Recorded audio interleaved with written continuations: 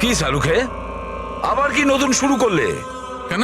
যখন আমরা নিজেদের চোখে ওই সিসিটিভি ফুটেজে দেখলাম রাত্রি 12:30টার সময় সমিতা ওই হোটেলে ছিল, আর তুমি বলছো যে ওটা সমিতা ছিল না, তাহলে ওটা কে ছিল? রতনের মৃত্যু কি করে হয়েছে? রতনের মৃত্যু হয়েছে বিষের কারণে। ওই যে ডাটটা আমরা রতনের বডি থেকে পেয়েছিলাম তাতে এত ভয়ঙ্কর বিষ লাগানো ছিল যে সেকেন্ডেই রতনের মৃত্যু হয়েছে। আর স্যার পয়েন্ট নাম্বার 2, এই মাইক্রোওয়েভে ডার্ট ফিক্স করার জন্য খুনি অনেক সময় পেয়েছে, কারণ এই ওষুধ মেশানো পিৎজা খাওয়ার জন্য ও একেবারে বেহুশ হয়ে পড়েছিল। বস, যে নেশার ওষুধটা পিৎজা পাওয়া গেছিল সেই নেশার ওষুধটা আমরা রতনের পেটে পেয়েছি। হ্যাঁ, পুরো ইনগ্রেডিয়েন্টসটা আমরা ভালো করে চেক করতে পারিনি।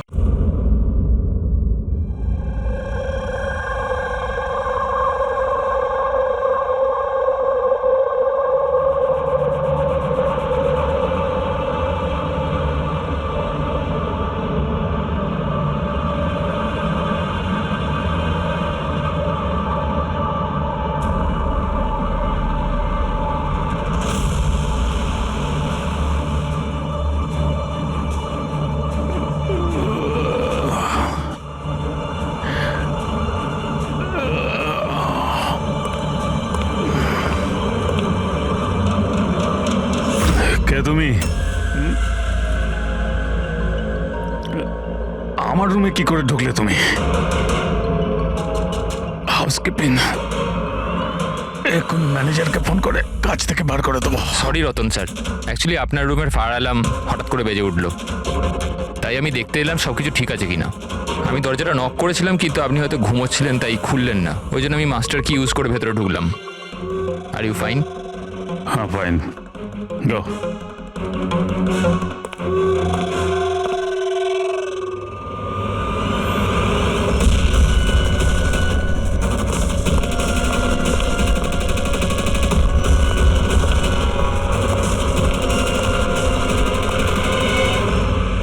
শোয়ার পরে ওই মাথায় যন্ত্রণা কেন হচ্ছে?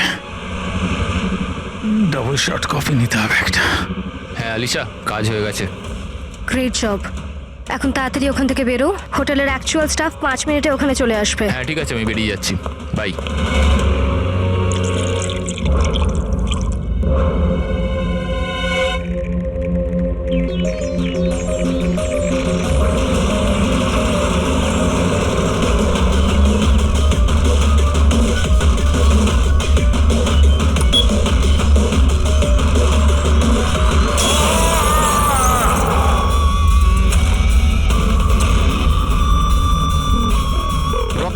রতন স্যার, দরজা খুলুন। রতন স্যার, একটা কাজ কর, মাস্টার কি দিয়ে দরজাটা খোল।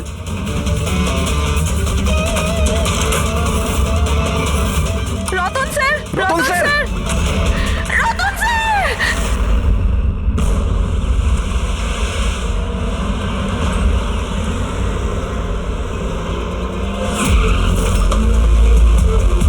যার খুন হয়েছে তার নাম কি? স্যার রতনবাবু আমাদের রেগুলার কাস্টমার, আর উনি খুব বড় ফিজিসিস্টও ছিলেন। ফিজিসিস্ট? হ্যাঁ স্যার। তার মানে ফিজিক্সে এক্সপার্ট উনি? হ্যাঁ স্যার। কটার সময় হয়েছে এসব? স্যার এই মোটামুটি সকাল 6:30টার সময়। দেখি সরে যান, সরে যান। সরে যান বলছি, প্লিজ সরে যান একটু।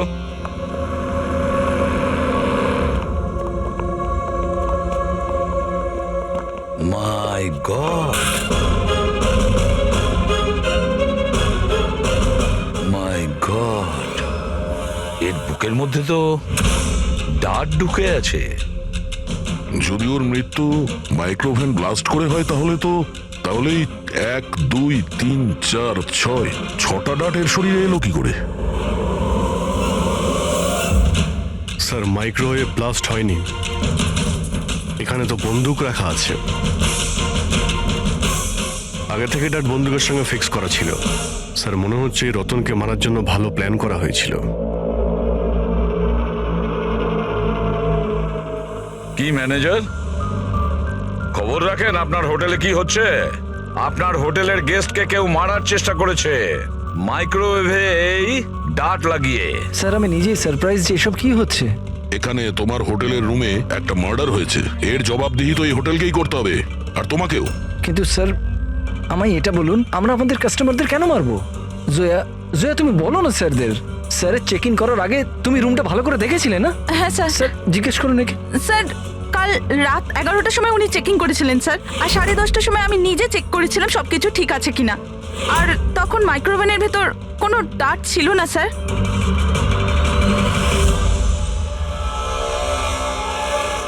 স্যার অর্ধেক খাওয়া পিৎজা স্যার। আরে এটা তো আচ্ছা, আপনাদের এখানে কি বাইরের খাবার অ্যালাউ করা হয়? স্যার অ্যালাউড তো সেভাবে নয়, কিন্তু রতন স্যার তো আমাদের রেগুলার কাস্টমার, তাই কোনো স্টাফ বোধহয় হতে পারে। এই স্টাফটা কে ছিল যখন এই পিৎজা রুমের ভেতরে নিয়ে আসা হয়েছিল? হ্যাঁ, কি হলো? আমাদের প্রশ্ন শুরু হতেই তোমরা চুপ করে গেলে। সিসিটিভি ফুটেজ দেখতে চাই। রাত্রি 10:30 থেকে সকাল 6টা পর্যন্ত যা কিছু ঘটেছে সেটা 7.5 ঘন্টার মধ্যেই হয়েছে।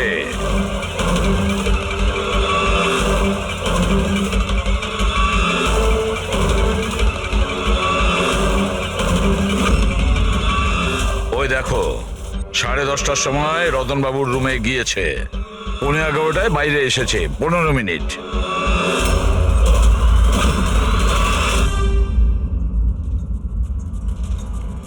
এগারোটা বেজে 11 মিনিটে এই রতন রুমের মধ্যে ঢোকে। একটু ফরওয়ার্ড করো তো।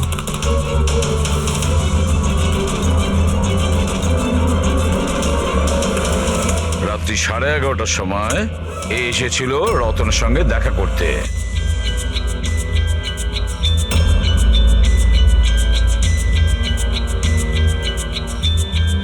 আরে 5 মিনিটের মধ্যেই চলে আসলো। দেখে মনে হচ্ছে খুব রেগেও আছে। ইনি কে? স্যার এ অমিত বাবু, রতন বাবুর ভাই। প্রথমবার এসেছিল হোটেলে। রতন বাবু তো দেখাই করতে চাইছিলেন না এনার সাথে, কিন্তু ইনি তো জোর করে রুমে ঢুকে গেছিলেন।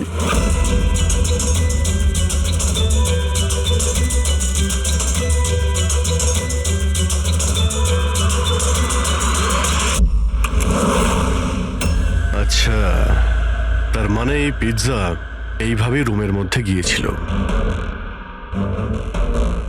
ফরওয়ার্ড করো তো, ফরওয়ার্ড করো।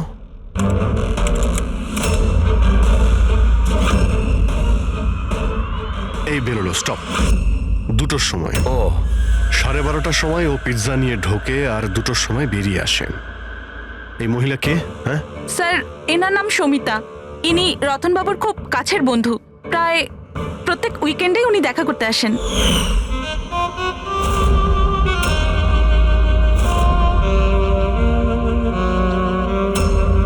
সুমিতা খুব কাছের বন্ধু, রাত্রি 12:30টার সময় আসে পিৎজা নিয়ে। রতনকে শেষ কল কোনো সমিতা নামের মেয়ে করেছিল, আর তার আগে অমিত নামে কেউ। স্যার হ্যাঁ পঙ্কজ, 1 সেকেন্ড, এই পাসপোর্টটা দেখুন স্যার। এতে এই ক্যাম্বলির ভিসা লাগানো আছে। দ্বিতীয় এই বম্বে থেকে ক্যাম্বলি যাওয়ার টিকিট। ফটো তো ওরই, কিন্তু নাম রতন নয়, দিগ্বিজয় কুমার।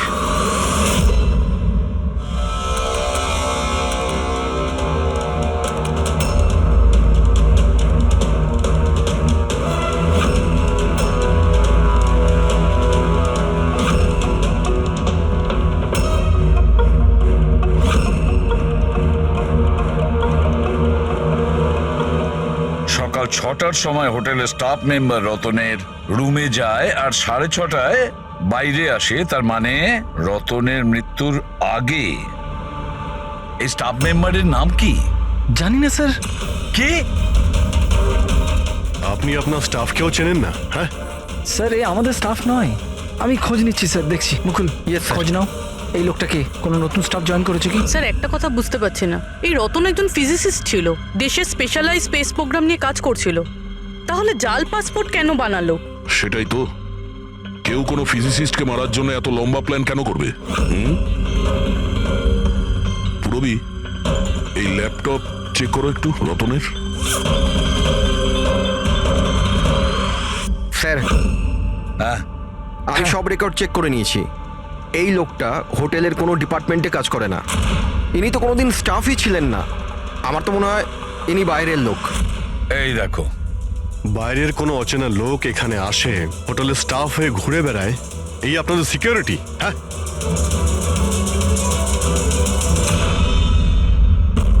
হ্যাঁ পুরবি, কিছু পেলে? হ্যাঁ স্যার, ল্যাপটপ হ্যাক করলাম যখন কিছু সিক্রেট ফাইল পেয়েছি। গুপ্ত ইনফরমেশন রয়েছে দেশের সুরক্ষা সংক্রান্ত। মাই গড, এটা কি? কি হলো? স্যার, এই গুপ্ত ইনফরমেশন ও কাউকে বিক্রি করতে চাইছিল। এই দেখুন, এই ডিল রিলেটেড মেল পাঠিয়েছে কাউকে। এই দেখুন, সব আছে। এক্স্যাক্টলি এই গুপ্ত ইনফরমেশনটা কি যেটা রতন বেচতে চাইছিল? স্যার, আমাদের দেশের বর্ডারে কতজন সৈন্য রয়েছে, আর্মিদের কাছে কি কি ওয়েপেন আছে, সৈন্যের দল কোন কোন এরিয়াতে আর কোথায় কোথায় রয়েছে, সব ইনফরমেশন রয়েছে। যদি এই ইনফরমেশন কোনো ভুল লোকের হাতে পড়ে যায় তাহলে দেশের সুরক্ষার ক্ষতি হতে পারে। কিন্তু স্যার এই মিলিটারির কনফিডেন্সিয়াল ফাইলও পেলো কোথা থেকে? অবভিয়াসলি পঙ্কজ, কোনো সাধারণ লোকের কাছে তো এই ফাইল থাকবে না। এই ক্লাসিফাইড ফাইলস আর এই ডুপ্লিকেট পাসপোর্ট এর দিকেই ইশারা করছে যে এই রতন কোনো ফিজিসিস্ট ছিল না। এ কোনো শত্রু দেশের গুপ্তচর ছিল, যে নিজের কাজ করার পরে এই নকল পাসপোর্টের সাহায্যে দেশ ছেড়ে পালিয়ে যেত সারা জীবনের জন্য। স্যার এ তো অ্যাপ্রন খুলে ফেলে বাইরে বেরিয়ে যাচ্ছে। ফোনেও কথা বলছিল, মনে হয় ওর পার্টনার হবে। প্যাট্রিক, হোটেলের বাইরে যে কটা সিসিটিভি ক্যামেরা আছে সব কটা ফুটেজ চেক করো। স্যার যতক্ষণ না এই অচেনা স্টাফের ব্যাপারে জানা যাচ্ছে, এই সমিতা আর রতনের ভাই, এদের জিজ্ঞাসাবাদ করা যাক। স্যার, হ্যাঁ দা, স্যার এই রতন হয়তো ফিজিসিস্ট ছিল না, কোনো শত্রু দেশের গুপ্তচর ছিল স্যার। গুপ্তচর? হ্যাঁ স্যার, আমি ওর ব্যাগের থেকে এই নকল পাসপোর্ট পেয়েছি, আর ওর ল্যাপটপে এই গুপ্ত ফাইলস আছে স্যার, এই দেখুন। মাই গড, তাহলে খুব তাড়াতাড়ি রতনের বাড়ির লোকের সঙ্গে কথা বলতে হবে, আর ওই সমিতার সঙ্গেও। জানা তো যাবে যে রতন কোনো ফিজিসিস্ট ছিল নাকি কোনো গুপ্তচর। একে তো সবে আমার স্বামী খুন হয়েছে, আর এখন সিআইডির লোকেরা ওর উপর দেশের সাথে বিশ্বাসঘাতকতার অভিযোগ করছে। বৌদি নিজেকে সামলাও, এমনিতেই দাদার মৃত্যুর দুঃখে তোমার শরীর খারাপ। মিস্টার অমিত, আপনাকেও কিছু প্রশ্ন করতে চাই আমরা। আপনারা একসঙ্গে একই বাড়িতে থাকেন, কিন্তু কাল রাতে আপনার দাদার পিছু পিছু হোটেল রুমে কি করতে গিয়েছিলেন? আমি পাঠিয়েছিলাম ওকে ওখানে। তুমি পাঠিয়েছিলে? কি জন্য? কারণ রতন দাদা পুরো প্রপার্টি নিজের নামে করে আমাদের বাড়ি থেকে বের করে দিতে চেয়েছিল। দলিলপত্রেও কিছু গন্ডগোল করেছিলেন উনি, আর নিজের ভাইয়ের ব্যাপারে তো কোনো চিন্তাই ওনার ছিল না। এই যে তুমি কি বলছো দিয়া? বৌদি প্লিজ। এইসব কথাগুলো তো বাড়িতেও হতে পারতো, তোমার হোটেলে যাওয়ার কি দরকার ছিল? স্যার, আমরা ঝগড়াঝাটি করে বাড়ির পরিবেশ খারাপ করতে চাইছিলাম না, আর দাদা এই টপিকটাকে অনেক দিন ধরে অ্যাভয়েড করছিল। এই জন্য আমার মনে হয়েছিল হোটেলে গিয়ে কথা বলেই ঠিক হবে। কিন্তু রুম থেকে তো তুমি খুব তাড়াতাড়ি চলে এসেছিলে, তার মধ্যেই সব কথা হয়ে যায়। স্যার, হোটেলের ঘরেও আমি কথা বলতে পারিনি। দাদা খুব ঘুমের মধ্যে ছিল আর ক্লান্ত ছিল, সেজন্য খিটখিটে হয়ে গেছিল।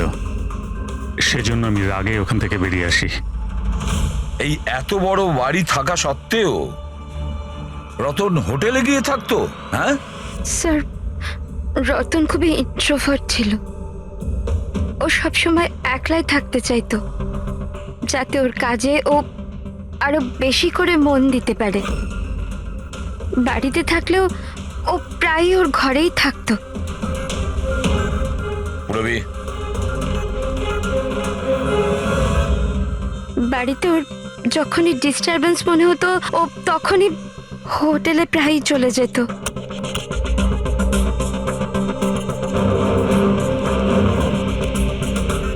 আচ্ছা এই সমিতাকে? সমিতা? প্লিজ কিছু করুন অফিসার, আমি সকালে মিসিং কমপ্লেন করেছিলাম, এখন সন্ধ্যা হয়ে গেল, আমার স্ত্রীর কোথাও কোনো খোঁজ পাওয়া গেল না। জামাই বাবু প্লিজ রিল্যাক্স, সমিতা দিকে পাওয়া যাবে। কি? সমিতা দেবী নিখোঁজ? হ্যাঁ। আপনারা? আমরা সিআইডি থেকে আসছি। ভালো হয়েছে আপনারা এসে গেছেন, এরা তো কিছু করতে পারছে না। এবারে আপনারাই খোঁজ করুন আমার স্ত্রী কোথায়। আমরা তো খোঁজ করবই, একটা খুন করে পালিয়েছে ও। কি?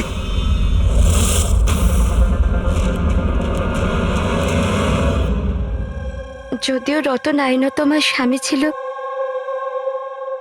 আমি ওর ব্যাপারে কিছুই জানতাম না। ও আমার সাথে কিছুই শেয়ার করতো না। ওর জীবনের প্রতিটা মুহূর্ত আমার কাছে রহস্যের চেয়ে কিছু কম ছিল না। এই সমিতাকে আমি কিছুই জানি না, আমি নামটাও শুনিনি। এমনকি ও কোথায় থাকে, কি কাজ করে, আমি কিছুই জানি না। এটা ওই হোটেল করিডোরের ফুটেজ। কাল বাড়ি থেকে কোথায় যাবার জন্য বেরিয়েছিল সুমিতা? বাড়ি থেকে অফিস যাবার জন্যই তো বেরিয়েছিল।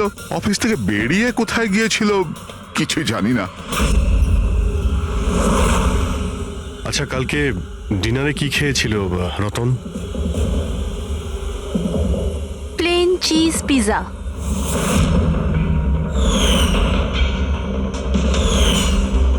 তাই না বৌদি? হ্যাঁ,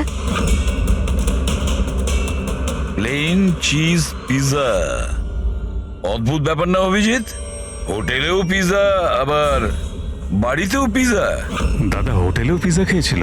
একদমই ঠিক, সেই পিৎজা যেটা সমিতা নিয়ে এসেছিল। কিডন্যাপাররা ফোন করেছিল। সমিতাকে কিডন্যাপ করা সহজ নয়। আইবি টিমের লোকও ও সমস্ত ভাবে ট্রেন্ড যে কোনো বিপদ থেকে রক্ষা করবার জন্য। আইবি? আপনি আপনার দিদির রুমটা একটু দেখাবেন প্লিজ।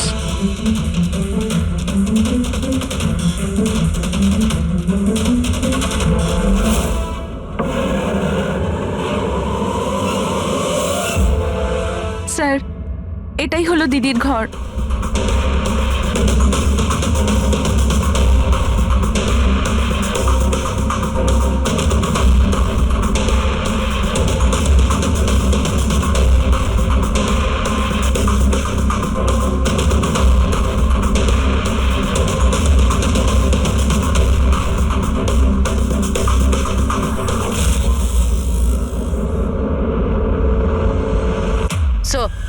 হ্যাঁ স্যার, একবার এদিকে আসবেন।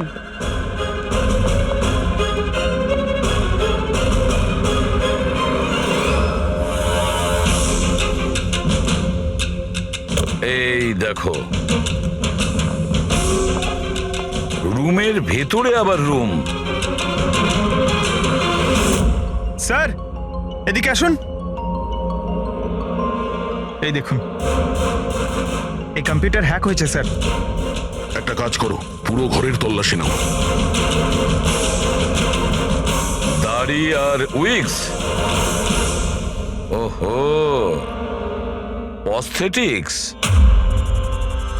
অভিজিৎ, দেখছো এসব? হ্যাঁ স্যার। আর এই লকারে ক্লাসিফাইড ফাইলস, মনে হচ্ছে অনেকদিন ধরেই এর তদন্ত চলছিল। শুধু তাই নয় স্যার, কেউ তো আছে যে ওর ওপর নজর রাখছিল।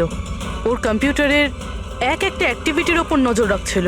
কম্পিউটারটা হ্যাক করা হয়েছে। কে করেছে খোঁজ নাও।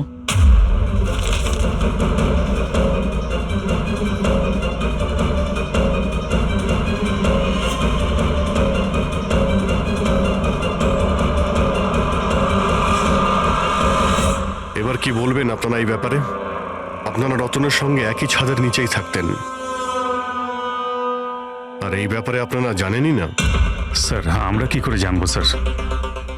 রতনদা তো নিজের ঘরে কাউকে ঢুকতেও দিত না। এমনকি স্যার কাজের লোক কেউ নয়, পরিষ্কারও স্যার উনি নিজেই করতেন। তাহলে ম্যাডাম, আপনি আপনি কি বলতে চাইছেন? হ্যাঁ, এটা তো বেডরুমের ভেতরের ব্যাপার। স্যার, আমি আপনাকে বললাম না, আমি কিছুই জানি না। আরে, এই এই কবে আর কি করে হ্যাঁ দয়া। স্যার সমিতা বাড়িতে নেই স্যার, ও নিখোঁজ। আইবি বিউরোতে কাজ করে স্যার। স্যার আমরাও ল্যাপটপ চেক করেছি। পুরবী রতনের ল্যাপটপে যে ইনফরমেশন গুলো পেয়েছিল স্যার, ওই সমস্ত ইনফরমেশন এখানে সমিতার ল্যাপটপেও আছে। এই ইনফরমেশনটা লিক করে দেশ ছেড়ে পালিয়ে যাওয়ার চিন্তা ছিল। তাহলে দয়া, এই সমিতা আইবিতে চাকরি করত, তার মানে দেশের সমস্ত তথ্য ওর কাছে আগে থেকে ছিল, যেগুলো ও রতনকে দিত আর রতন সেগুলোকে বিক্রি করত, আর দুজনেই এর থেকে রোজগার করত। হ্যাঁ স্যার, কিন্তু এইবার ও ডবল ক্রস করে দিয়েছে রতনকে। ও ওকে প্রাণে মেরে দিয়েছে আর মেরে এখান থেকে পালিয়ে গেছে। এই সমস্ত ইনফরমেশন জোগাড় করো আর ব্যুরোতে নিয়ে এসো।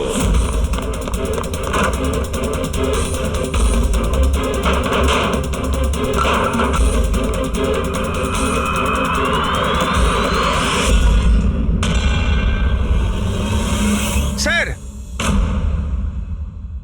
স্যার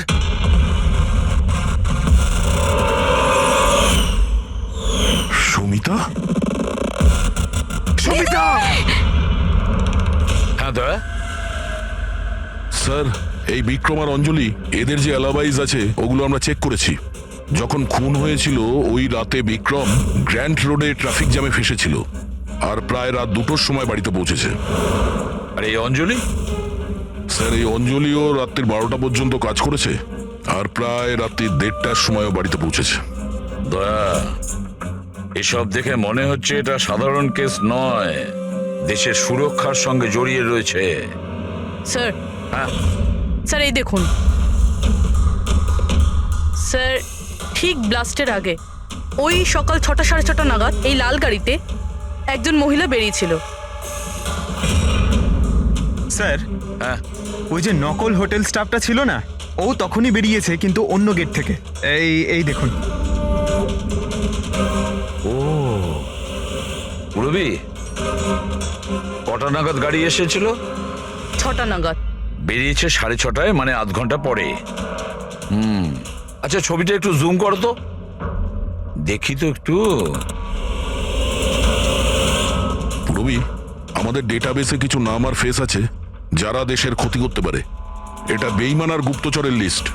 এদের ফেসটা স্ক্যান করো আর ওদের সঙ্গে ম্যাচ করে দেখো। আর পঙ্কজ, আরটিও থেকে জানো যে এই গাড়ি কার নামে রেজিস্টার করা আছে। স্যার, হ্যাঁ, কেসটা কিন্তু ভীষণ কনফিউজিং। কিছুই মাথায় ঢুকছে না যে আসল ব্যাপারটা কি। ঠিক, একটা কথা পরিষ্কার যে দেশের সুরক্ষার সঙ্গে যুক্ত, অর্থাৎ যে এই রতন আর সমিতাকে মেরেছে না, সে কোনো সাধারণ ক্রিমিনাল বা অপরাধী নয়। বিষয়টা অন্যরকম।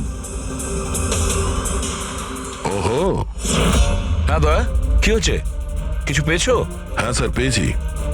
এই মেয়েটা ছেলেটা ওই লিস্টে নেই স্যার যারা দেশের শত্রু, বরঞ্চ সেই লিস্টে আছে যারা দেশের সঙ্গে বেইমানি করে তাদেরকে ধরে মেরে দেয় স্যার। এরা দুজনেই আইবি অফিসার্স, আলিশা আর ঈশান।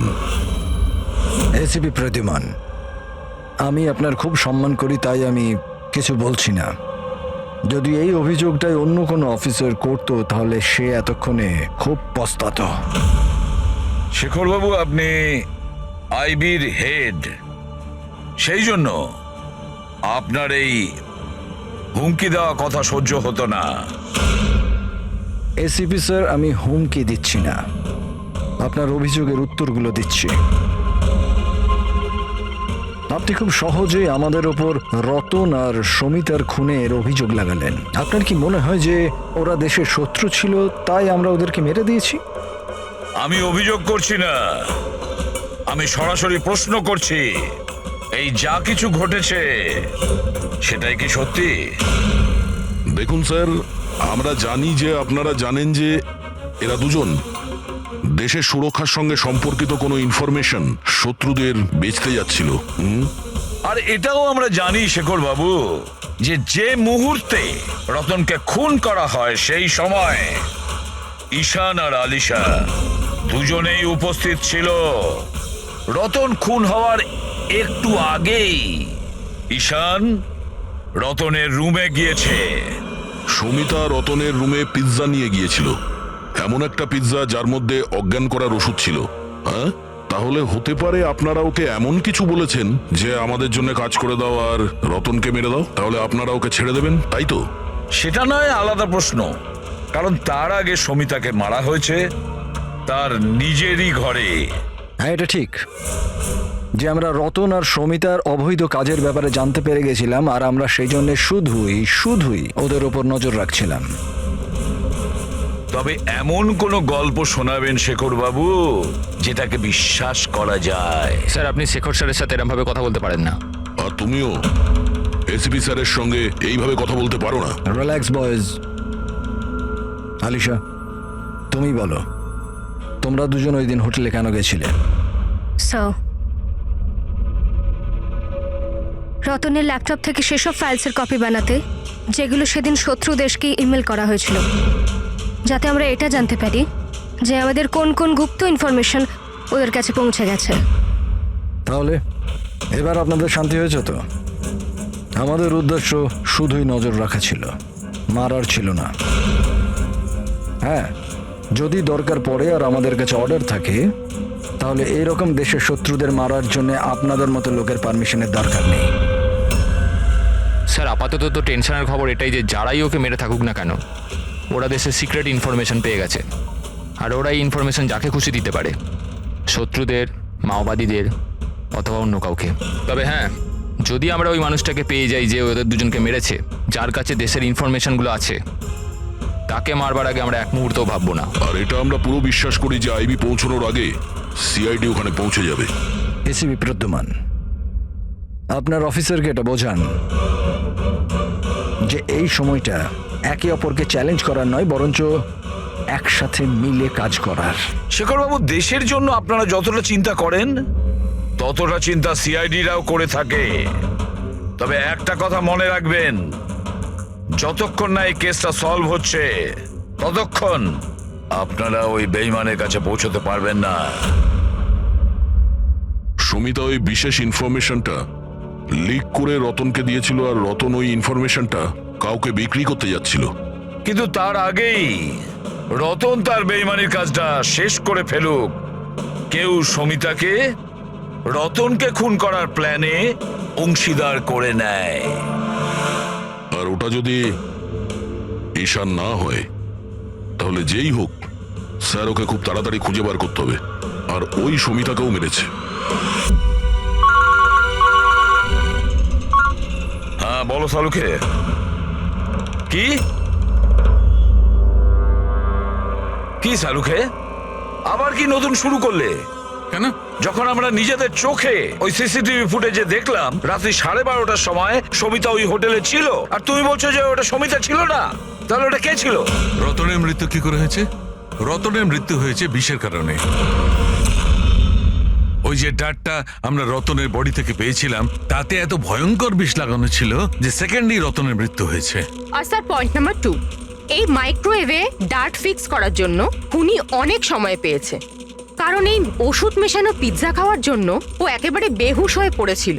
বস, যে নেশার ওষুধটা পিৎজায় পাওয়া গেছিল, সেই নেশার ওষুধটা আমরা রতনের পেটে পেয়েছি।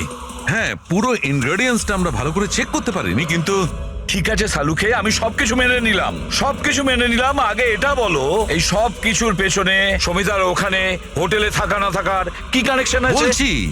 সেটাই বলছি বস। ও ডায়াবেটিসের পেশেন্ট ছিল, সুগারের পেশেন্ট। ওই মহিলার মৃত্যু হয়েছে কোনো ভেজাল দেওয়া ইনসুলিনের কারণে। আর সব থেকে ইম্পর্টেন্ট ব্যাপার, ওই মেয়েটির মৃত্যুর সময় রাত 10টা থেকে 12টার মধ্যে। কি? এক্স্যাক্টলি। এই 12টার মধ্যে যদি ও মারা গিয়ে থাকে, 12:30টার সময় ওকে হোটেলে কি করে দেখতে পাওয়া গেল? স্যার, যদি সুমিতা রতনকে না মারে, আর অমিত, ঈশান আর আলিশাও যদি না মারে, তাহলে রতনকে মারলো কে? আর ওই ফুটেজে যে মেয়েটাকে আমরা দেখেছিলাম, ও যদি সুমিতা না হয় তাহলে আর কে ছিল? সমিতা। এসিপি স্যার, আপনি বোধহয় এটা জানেন না যে আমি কত বড় টেনশনে আছি।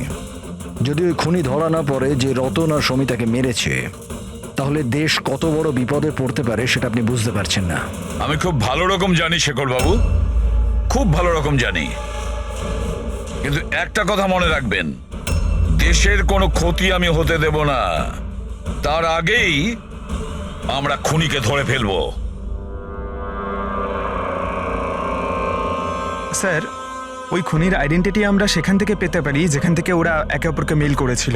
হ্যাঁ পঙ্কজ, আমার তো এটাও মনে হচ্ছে যে নিশ্চয়ই কোনো আশেপাশের লোক হবে যে সমিতা আর রতন এদের দুজনের ছোট ছোট অভ্যাসগুলোর ব্যাপারেও পুরো জানতো। হ্যাঁ স্যার, যেমন ধরুন সকালে উঠেই রতন মাইক্রোওয়েভে কফি বানাতো। আর সমিতাকে ইন্স্যুরেন্সের ইঞ্জেকশন পৌঁছে দেওয়া, সেটা তো কাছেরই কেউ করতে পারে। আর খুনি এটাও জানতো যে এই অঞ্জলি আর বিক্রম রাত 1টার আগে বাড়িতে ফিরবে না। তাহলে খুনি কে হতে পারে স্যার? স্যার, একটা কথা বুঝলাম না, এই রতনার সমিতি একে অপরকে 2 বছর ধরে চেনে, দেশদ্রোহিতা করার কথা 3 সপ্তাহ আগে ভাবলো, এরকম হঠাৎই? হ্যাঁ স্যার, ব্যাপারটা কিরকম অদ্ভুত স্যার। এই 3 সপ্তাহ আগে এদের তো কোনো রেকর্ডও ছিল না গুপ্ত খবর পাচার করার জন্য। এসবের সাথে তৃতীয় বেইমানের কি সম্পর্ক? We are running out of time. হ্যাঁ স্যার, আমরা সমস্ত প্রমাণের তালা খুলে ফেলেছি, কিন্তু আমরা সেই দরজাটা খুঁজে পাইনি যেটা আমাদের তৃতীয় গুপ্তচরের কাছে নিয়ে যাবে। আছে, তৃতীয় দরজা আছে, আর এই তৃতীয় রাস্তাই আমাদের গুপ্তচর পর্যন্ত পৌঁছে দেবে। সেটা কি? ওই দরজার নাম পিজা। পিজা। ওই মহিলা যে কালো চশমা পড়েছিল, মাথায় কোকড়ানো চুল, পিজা নিয়ে গিয়েছিল সমিতা সেজে, সেদিন ও পিজা নিয়ে এসেছিল বাইরে থেকে হোটেলের ভেতরে। আর ওটাও এই জন্যই করেছে যে ওর ওই পিৎজার মধ্যে ঘুমের ওষুধ মেশানো দরকার ছিল। যদি হোটেলে অর্ডার করতো তাহলে ও সুযোগও পেত না এবং সময়ও পেত না ওই ওষুধটাকে পিৎজার মধ্যে মেলানোর জন্য। আর হোটেলের লোকেরাও কিছু বলেনি, কারণ ওরা ওকে চেনে। দয়া, ওই হোটেল রয়্যালের আশেপাশে ওই পিজালো ব্র্যান্ডের যে কটা দোকান আছে সেখানে খোঁজ নাও, সবকিছু পরিষ্কার হয়ে যাবে।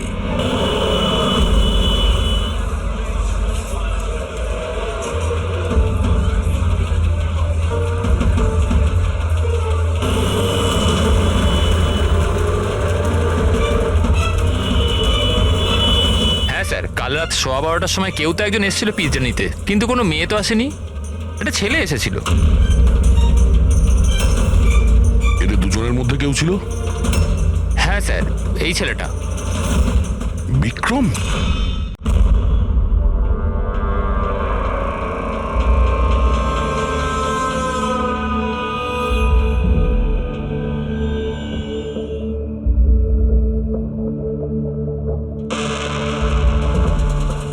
ব্যাপারটা কি? সারিকা, প্লিজ এদিকে এসো। ইয়েস। সারিকা, এই দুটো স্লাইডসেই পিৎজা স্যাম্পল আছে। এটাতে ওইটা আছে যেটা ওর পেট থেকে পেয়েছি। এটা হচ্ছে পিৎজা সেই টুকরোটা যেটা অ্যাকচুয়াল টেবিলে রাখা ছিল। একটু দেখো দুটো। স্যার, এটাই তো অবভিয়াস যে এই পিজাটা খেয়েই রতন বেহুশ হয়ে পড়েছিল। এতে দেখার কি আছে? Do you think I am fool? না না, আমি সেটা বলতে। নাকি কোনো কারণ আছে তাই তো তোমাকে দেখাচ্ছি। প্লিজ দেখো না। Sir, just sit. হ্যাঁ হ্যাঁ স্যার, দেখছি। অন্যটা দেখো।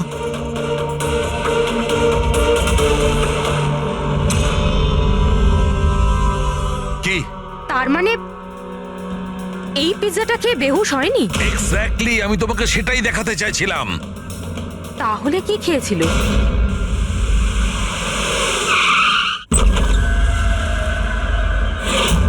বিক্রম?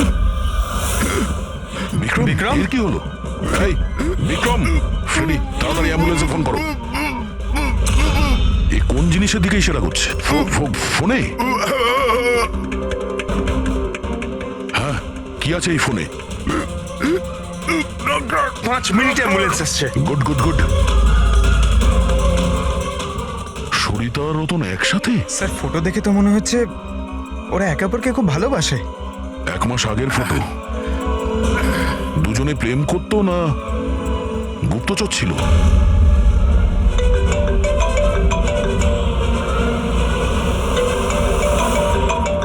হ্যাঁ ডক্টর সালু। আরে ভাই, এই কেসটা তো একটা নতুন মোড় নিয়ে নিয়েছে। আবার কি হলো? মনে আছে ওই পিৎজা, ওই যে পিৎজাটা যেটা রতন খেয়েছিল যার কারণে ঘুমিয়ে পড়েছিল? হ্যাঁ হ্যাঁ, ওই পিৎজা যেটা ওই নকল সমিতা হোটেলে নিয়ে গিয়েছিল। আরে ভাই, এইটাই তো খটকা। আসলে রতন ওই পিৎজাটার কারণে অজ্ঞান হয়নি। রতন অজ্ঞান হয়েছে অন্য কোনো জিনিস খাওয়ার ফলে। ও হয়তো হোটেলে আসার আগেই সেটা খেয়েছিল। হোটেলে আসার আগে?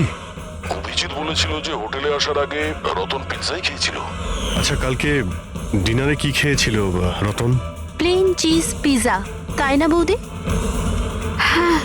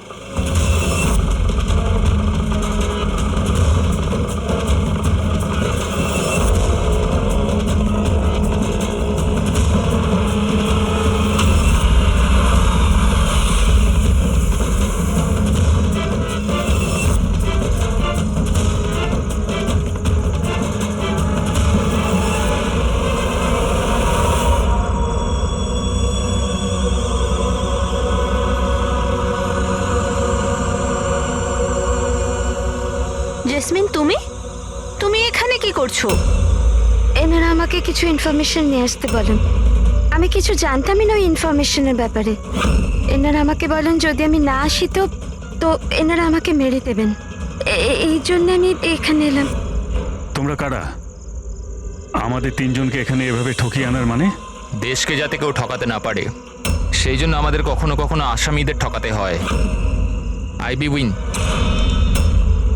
আপনারা তারাই না যারা রতন দাদাকে মেরেছেন? রতনকে কে মেরেছে আর কি মারেনি সেই সত্যটা খুব তাড়াতাড়ি সামনে আসবে। কিন্তু দিয়া, অমিত, আরও একটা সত্যি সামনে আসা বাকি। সেটা কি?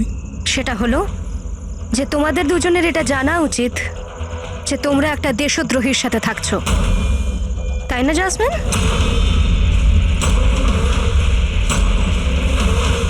ও হোয়াট ননসেন্স! তোমরা আমাকে দেশদ্রোহী বলছো? রতনকে অজ্ঞান করার খাবারটা তুমিই খাইয়েছিলে তো, যেটার জন্য ও পরে মরে গেল।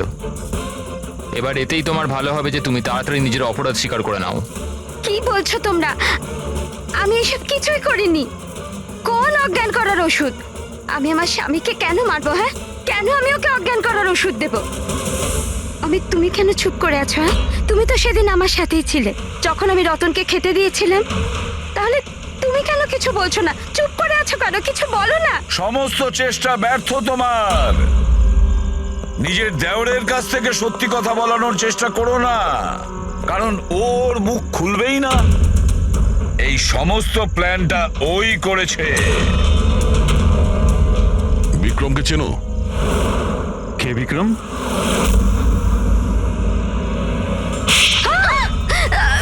অমিত, আপনারা এদিকে আসুন। সেই বিক্রম যাকে সমিতার রতনের এক্সট্রা ম্যারিটাল অ্যাফেয়ার সম্পর্কে তুমি জানিয়েছিলে আর কিছু ফটোও পাঠিয়েছিলে হ্যালো মেসেঞ্জারে। এই দেখো, ডিসপ্লে পিকচারে তোমার মুখ আছে। কিছু মনে এলো? এটা কি? এই সমিতার রতনের ফটোগ্রাফস বিক্রমকে হ্যালো মেসেঞ্জারে জেসমিন পাঠায়নি, অন্য কেউ পাঠিয়েছে।